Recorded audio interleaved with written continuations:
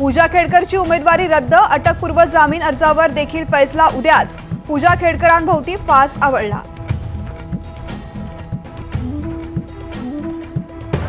विधानसभेच्या प्रचारासाठी मोदींनी मुंबईत यावं, त्यांची उरली सुरली गुरमी घालवतो उद्धव ठाकरेंचा जोरदार निशाणा. राजकारणात एकतर फडणवीस राहतील किंवा मी राहीन, शाखा प्रमुखांच्या बैठकीत आक्रमक पवित्रा. मुख्यमंत्री उपमुख्यमंत्र्यांच्या बंगल्यावर जाणारा मराठा ठोक मोर्चा पोलिसांनी गिरगावमध्ये अडवला. रमेश केरे पाटलांना पोलिसांनी घेतलं ताब्यात.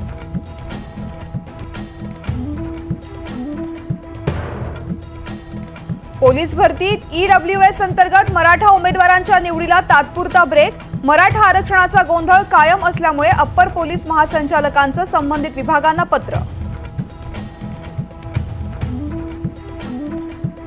राज्यात 7 मोठ्या प्रकल्पांना मंत्रिमंडळाकडून मंजुरी. तळोजासह रत्नागिरीमधील एका प्रकल्पाचा समावेश.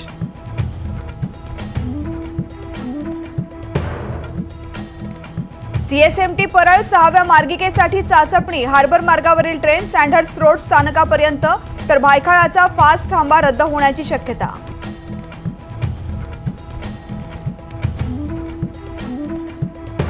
मुंबई शहर उपनगरांना जोडणाऱ्या सायन रेल्वे पुलावरील वाहतुकीचा आज शेवटचा दिवस. 2 वर्ष पूल वाहतुकीसाठी राहणार बंद. यशस्वी शिंदे हत्येप्रकरणी आरोपी दाऊद शेखला 7 दिवसांची पोलीस कोठडी. कर्नाटकच्या गुलबर्गामधून काल मुंबई पोलिसांकडून दाऊदला अटक. अनेक जिल्ह्यातील रेशनिंग दुकानांवरील ई-पॉस मशीन बंद असल्यामुळे नागरिक रेशनिंगपासून वंचित. ऑफलाईन पद्धतीने धान्य देण्याचा सरकारचा निर्णय.